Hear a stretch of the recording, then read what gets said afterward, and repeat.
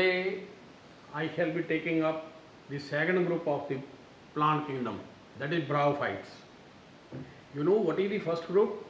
First group is algae. अब algae जो हैं वो aquatic है, bryophytes जो हैं वो जमीन पर आ गए. That is they are the first land plants.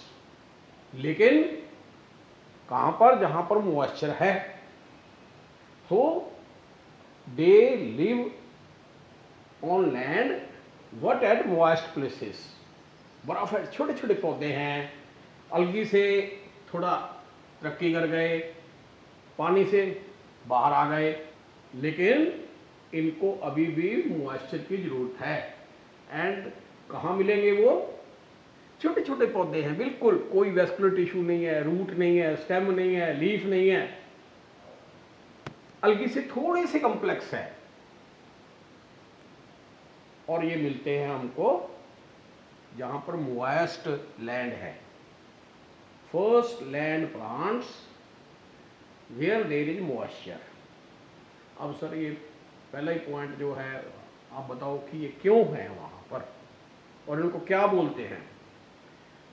हम पहाड़ों में जाते हैं, पहाड़ है, वहां पहाड़ की साइड में मिट्टी है, थोड़ी थोड़ी गीलन है, मॉइस्चर है, वहाँ पर छोटे छोटे पैचेज या छोटे छोटे इरेक्ट मैट्स बनाते हुए ग्रीन ग्रीन स्ट्रक्चर्स, वो मेरे को बहुत शौक है देखने का.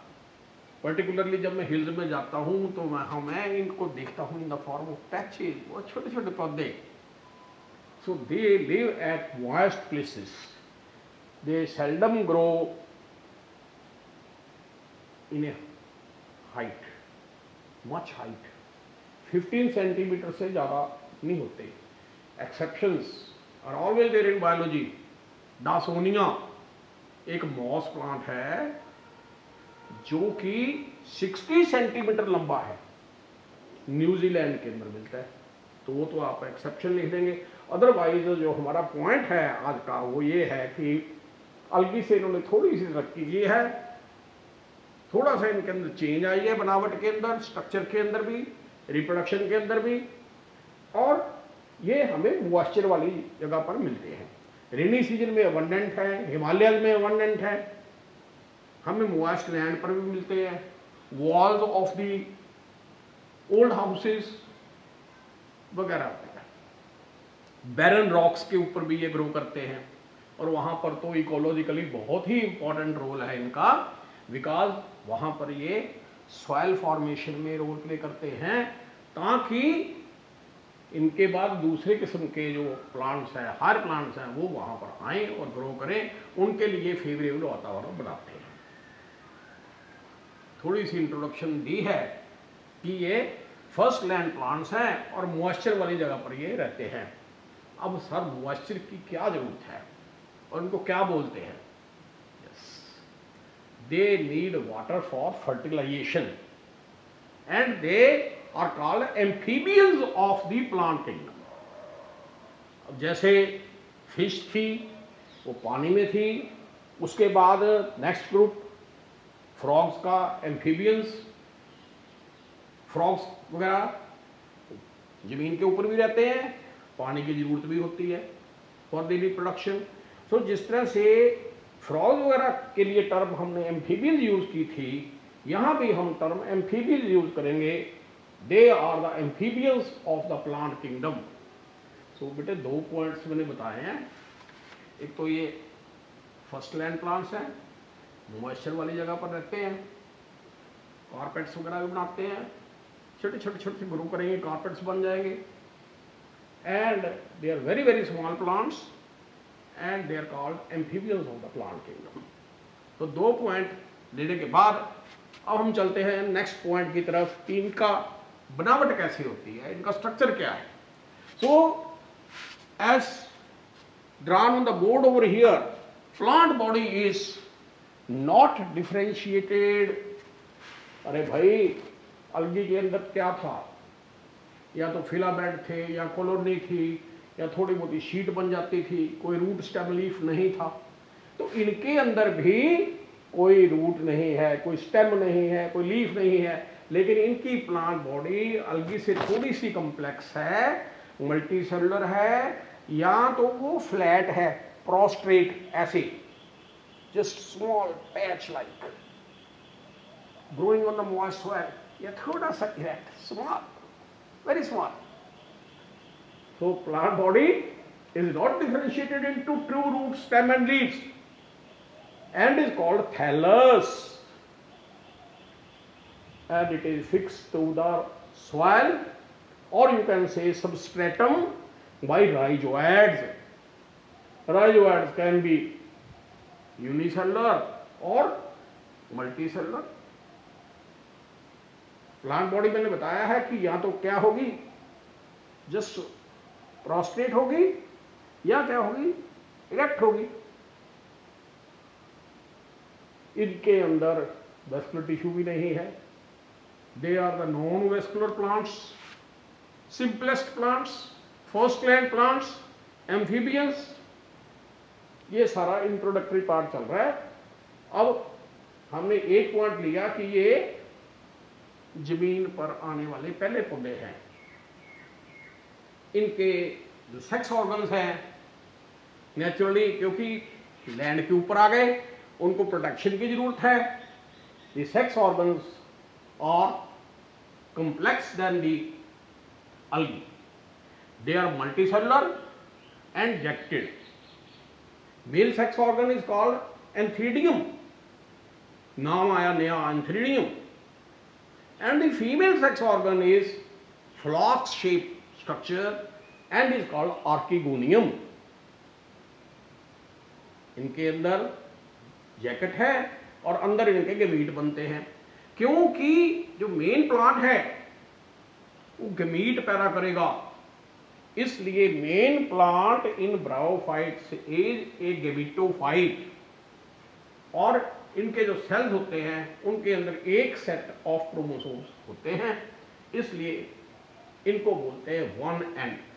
तो हमारा यहाँ पॉइंट आया कि जो ब्रायोफाइट्स हैं they are having the main phase called as gametophyte, and they produce gametes, and the gametes are produced in the multicellular and jacketed sex organs called antheridia and archegonia. Antheridia are the male sex organs and the archegonia are the female sex organs. अब बेटे एंथीरिया क्या बनाएंगे? एंथीरिया sperm बनाएंगे। Archegonia के अंदर क्या होगा? Egg होगा। आर्किगोनियम के अंदर क्या है? एक नेक है और एक वेंटर है। कल चुके हैं फ्लास्क शेप स्ट्रक्चर है, और वेंटर के अंदर क्या है? एक एग सेल है जिसको ऊसफीर भी बोलते हैं, और नेक के अंदर क्या है? नेक कैनाल सेल्स। अब ये नेक कैनाल सेल्स क्या होते हैं, इनका क्या फायदा है? अरे भाई ऐसा है कि जो नेक कैनाल सेल्स है वो डीजनरेट हो जाएंगे and they will form some chemical which will attract the sperms. So ये थोड़ा डिटेल में चले जाएंगे। आपने लर्न करना है कि sex organs are multicellular and injected, male sex organs are antheridia and the female sex organs are archegonia. अब जब आर्किगोनिया मैच्योर हो जाएगी, बताया कि नेक कैनाल सेल क्या करेंगे? डीजनरेट कर जाएंगे, क्या पैदा करेंगे? केमिकल। वो स्पर्म को क्या करेंगे? अट्रैक्ट करेंगे। अब स्पर्म्स ने क्या करना है? थिन फिल्म ऑफ वाटर में तैर के स्विम कर करके आर्किगोनियम के अंदर पहुंच जाना है। अब ये प्लांट है, प्लांट के ऊपर लगा है क्या? एंथीरिडियम। प्लांट के ऊपर लगा है क्या? आर्किगोनियम। आर्किगोनियम के अंदर क्या है? एग है। एंथीरिडियम ने क्या किया? थिन फिल्म ऑफ वाटर के अंदर स्पर्म्स को छोड़ दिया, और वो स्पर्म तैरते हैं, स्विम करते हैं, इसलिए इनको बोलते हैं एंथीरोजोइड। और वो तैर करके केमिकली अट्रैक्ट होके आर्किगोनियम में चले जाते हैं। बड़ा इंटरेस्टिंग पॉइंट है, देखो नेचर ने इनको कैसे इवॉल्व किया है। And one of the sperms और the antherozoid fuses with the egg cell and forms zygote, which is also called oospore, and zygote form the beginning of 2n phase. समझ गए बेटे? तब थोड़ा सा और समझा दो, डिटेल में समझा दो दोबारा, कोई बात नहीं है। चलो थोड़ा सा और समझाते हैं। मेन प्लांट क्या है बताइए सर? गैमेटोफाइट। कितने एन है? 1n। तो यहां लिख दें गैमेटोफाइट 1n। ओके, कोई प्रॉब्लम तो नहीं है? इसके ऊपर क्या होंगे? Sex organs, male sex organ and female sex organ. Female sex organ को बोलते हैं आर्किगोनियम, मेल को बोलते हैं एंथ्रीडियम। तो यहां पर आप लिखेंगे एंथ्रीडियम, यहां पर लिखेंगे archegonium. Antheridium male and the archegonium is female. Special नाम है इनके। एंथ्रीडियम क्या पैदा करेगा सर? स्पर्म्स। स्पर्म का क्या दूसरा नाम है? एंथीरोजोइड। क्यों? क्योंकि ये स्विम करते हैं। एंथीरोजोइड। तो यहां पर हम लिख देंगे एंथीरोजोइड।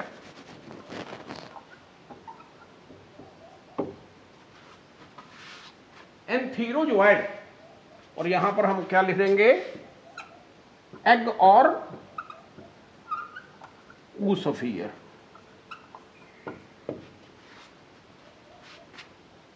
क्या होगी?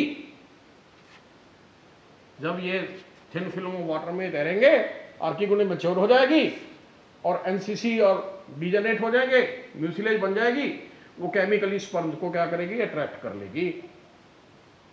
और one of the sperm fuses with the egg to form zygote और ऊस्पोर।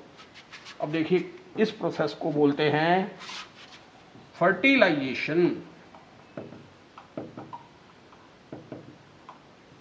फर्टिलाइजेशन क्योंकि फर्टिलाइजेशन के लिए पानी जरूरी है, इसलिए इनको रहना पड़ता है कहां? मॉइस्चर वाली जगह पर। लैंड पर तो आ गए लेकिन मॉइस्चर की जरूरत है। So that is why they are called amphibians of the plant kingdom. लेकिन बेचारों के अंदर कोई वैस्कुलर टिश्यू नहीं है, कोई ट्रू रूट नहीं है, कोई स्टेम नहीं है, कोई लीफ नहीं है ट्रू। तो अलगी से एडवांस्ड है लेकिन बेचारे हैं, अभी प्रिमिटिव हैं। First land plants which do not have vascular organisation. बार बार रिपीट कर रहा हूं ताकि आपके दिमाग के अंदर बढ़ जाए पॉइंट। तो फर्टिलाइजेशन के बाद क्या होता है? 2n, क्योंकि पहले क्या था सारा? 1n। ऊस्फियर क्या है? 1n। एंथीरोजोइड क्या है? 1n। फर्टिलाइजेशन हो जाएगी, क्या प्रोड्यूस हो जाएगा? जाइगोट, जिसका क्या नाम है? हम फेवर करते हैं ऊस्पोर को। बेटे कहां बनाएंगे? थोड़े याद करो, आर्किगोनियम के अंदर बना है। इंटरनल फर्टिलाइजेशन, ये भी एक एडवांसमेंट है। अलगी के अंदर क्या होता है? मैनी ऑफ द अलगी के अंदर एक्सटर्नल फर्टिलाइजेशन होती है, लेकिन यहां इनके अंदर कॉन्स्पिकुअस है ये पॉइंट, बिल्कुल क्लियर है, डिस्टिंक्ट है। इंटरनल फर्टिलाइजेशन क्योंकि it involve the fusion of the egg and the sperm.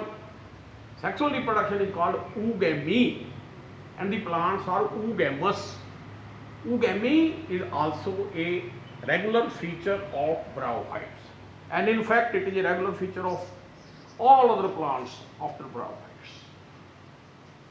अलगी के अंदर आपको पता है आइसोगैमी, एनाइसोगैमी, ओगैमी हो सकती है।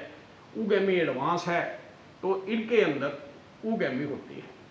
ओके, सो इनके अंदर हमेशा fusion of the egg and sperm. Sperm is small and egg is non motile and large. अब 2n जो है ये, अच्छा बताओ, ये जमीन के ऊपर पड़ा है, एग वहां पर बना है या आर्किगोनियम के अंदर है?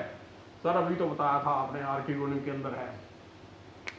बस ये पॉइंट है। माइंड में रखोगे तभी जाकर आपको मेन कैरेक्टर ऑफ ब्रायोफाइट्स पता लगेगा। अभी तक मेन कैरेक्टर हमने दो ही किए हैं, that is they are amphibians and they have a thallus, that is their plant body is not differentiated into true roots, stem and leaves and it is a gametophyte. अब point third है, लेकिन सबसे जरूरी है, सबसे क्या sir थोड़ा आगे तो चलो, अरे भैया कुछ समझा तो दें। ठीक है, अब फर्टिलाइजेशन हो गई अंदर, फर्टिलाइजेशन के बाद बन गया जाइगोट। जाइगोट कितने हैं? 2n। इससे जाइगोट से अब क्या बनेगी? एम्ब्रियो। कहां? आर्किगोनियम के अंदर। और आर्किगोनियम कहां अटैच्ड है? प्लांट और गैमेटोफाइट के ऊपर। अब ये बन गई एम्ब्रियो। एम्ब्रियो भी 2n होगी। ठीक है, एम्ब्रियो से क्या बनेगा? एक और फेज बनेगा, that is sporophyte.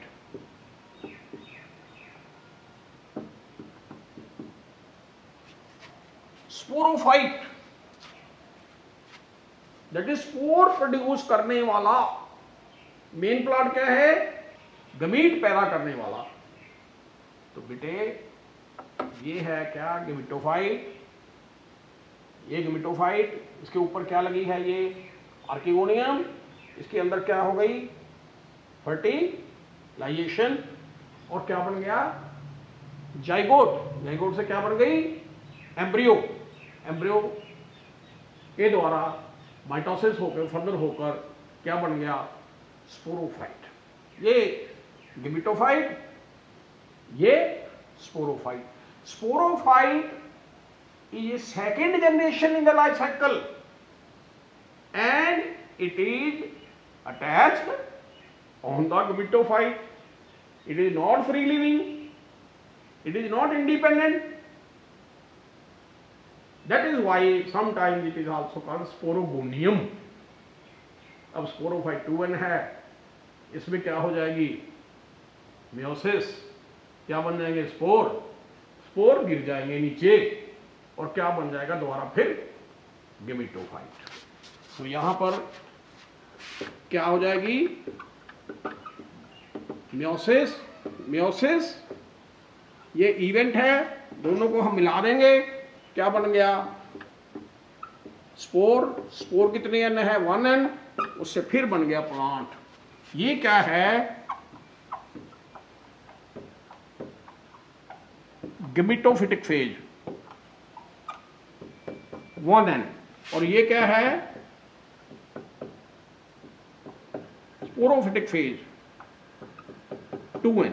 Life cycle के अंदर कितने फेज हैं? सर 2 फेज हैं, डिस्टिंक्ट है। एक क्या है? 1n, वो मेन है। क्या है वो? गैमीट पैदा करने वाला गैमेटोफिटिक फेज। और दूसरा क्या है? Sporophytic phase. वो कितने n है? 2n। तो गैमेटोफाइट ने क्या बनाया? स्पोरोफाइट। अब स्पोरोफाइट ने मेयोसिस करके क्या बनाया? Gametophyte. Gametophyte give rise to sporophyte and sporophyte give rise to gametophyte. So G that is S, G, S, G and so on. And what is this called as? This is called as alternation of generations. One generation and second generation, then again the first, then again the second, then again the first, then again the second. And life cycle is better called as haplodiploidic, that is with 2 phases, haploid phase and diploid phase. Sometimes it is also called as diplohaplontic, that means the same. But generally we prefer haplodiploidic क्योंकि haploid phase जो है वो main होता है और diploid जो है वो स्मॉल होता है, उसके ऊपर अटैच होता है. लेकिन आपने कोई कंफ्यूज नहीं होना, कोई नहीं बता सका अभी तक भी पहले मुर्गी हुई या पहला अंडा हुआ. अरे समझ रहे हो भैया, सर क्या मतलब कि भी लाइफ साइकिल के अंदर 2 फेज हैं, एक डिप्लॉइड है एक हैप्लॉइड है, तो लाइफ साइकिल को क्या बोल लेंगे? हैप्लोडिप्लॉइडिक बोल दो, डिप्लोहैप्लॉइडिक बोल दो. लेकिन प्रेफर क्या करेंगे हम? हैप्लोडिप्लॉन्टिक, और लाइफ साइकिल में क्या होती है, अल्टरनेशन ऑफ जनरेशंस। और मेन फेज इनका क्या है, फ्री लिविंग है, और दूसरा फेज जो है वो फ्री लिविंग नहीं है, वो गमीटोफाइट के ऊपर अटैच्ड है और उसके ऊपर डिपेंडेंट है। Sporophyte is not free living, both the generations are morphologically not similar, so it is also called a heteromorphic alternation of generation. So sum up करें यहाँ तक, पहला तो ये एम्फीबियंस है, मॉइस्ट एंड शिडी प्लेसेस में रहते हैं क्योंकि इनको फर्टिलाइजेशन के लिए पानी की जरूरत है। दूसरा पॉइंट हमने किया है कि इनकी प्लांट बॉडी सिंपल है, वेस्कुलर ऑर्गेनाइजेशन नहीं है, रूट स्टेम लीफ नहीं है, थैलस है, it can be small lobed prostrate और it erect, they seldom grow to a height and is attached to the substratum or the moist soil by rhizoids. The rhizoids may be unicellular or multicellular, ये point किया था। उसके बाद मैंने point बताया कि sex organs are called antheridia and archegonia. Antheridia produce antherozoids and the archegonia produce egg. Next fertilisation water के द्वारा हुई और क्या बन गया, जाइगोट। जाइगोट से शुरू हो गया स्पोरोफिटिक फेज, और स्पोरोफाइटिक फेज जो है that is in the form of sporophyte. Sporophyte is attached on the gametophyte and is also called sporogonium. इसके अंदर फिर मेयोसिस द्वारा क्या बन जाते हैं, स्पोर बन जाते हैं। स्पोर बन जाते हैं, दे आर वन एंड, और वो स्पोर गिर जाते हैं जमीन पे और द्वारा फिर बन जाता है गमीटोफाइट। और ये पॉइंट हमने किया लास्ट में कि लाइफ साइकिल इज हैप्लोडिप्लॉन्टिक और यू में कॉल डिप्लोहैप्लॉन्टिक, कोई बात नहीं है, and there is alternation of generations because both the generations are morphologically dissimilar, so it is called heteromorphic alternation of generations. यहां तक हमारा पार्ट 1 ऑफ द टॉपिक खत्म हुआ है। उसके बाद पार्ट 2 हम लेंगे क्लासिफिकेशन, और उसके बाद जनरल बात करेंगे about the economic importance and some extra points.